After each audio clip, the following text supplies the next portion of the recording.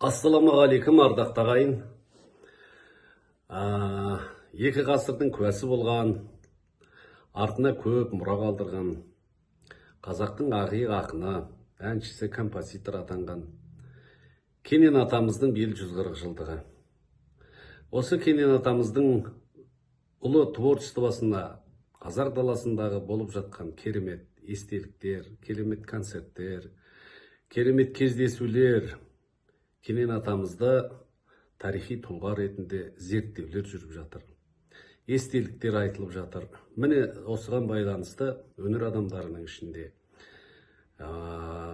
Кенен атамызды танушылар үлкен челлендж ұйымдастырылып жатыр. Енді маған қазақтың керемет әншісі, мәдениет саласының үздігі, ұстаз, доцент Шолпан Даржанова қарындасымның маған челленджі жіберіпті. Мен енді сол челленджіні қабылдай отырып,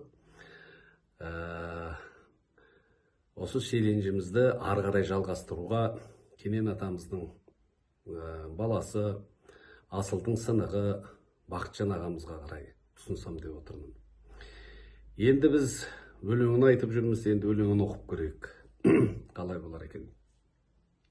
Енді атамыздың көптеген әндері көп, соның ішінде өмірдің үлкен өткелінен, өткен адамның ой санасынан сүзгілеп, өткенге бір тәмсіл қалдыратындай өлеңінің бірі қайран жастық. Бұлбұл ұштың көзімнен қайран жастық, асық ойнап жас күнде тайраңдастық. Сабау қамшы шыбықты атқып мініп, желмен ұшып құспенен біз жарыстық, қайран жастық.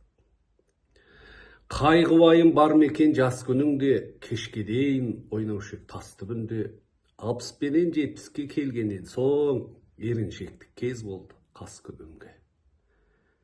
Қайран жастық. Жақсы көріп алғанды бергін келмес, бет алдына ерігіп жүргін келмес.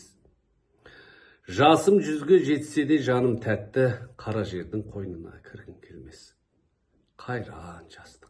Балаң тілді алмаса беттен алып, келін тілді алмаса керден қағып, кемпір байқұс оларға қосылып ап, отырасың амалсыз, жалғыз қалып. Қайран жастық. Көп отырсаң сыймайсың үй ішіне, олпаң-солпаң көрінер жүрісіңде. Сыртта жүріп сағынып үйге келсең, кемпіріңнің түзелер күлкісі де қайран жастық. Міне ағайын, жастықтың да, үлкендік те, кәріліктің де үлкен жолы болады. Осы жолда үлкен естелік сөзін қалдырған Кенен атамыздың өлеңі осындай.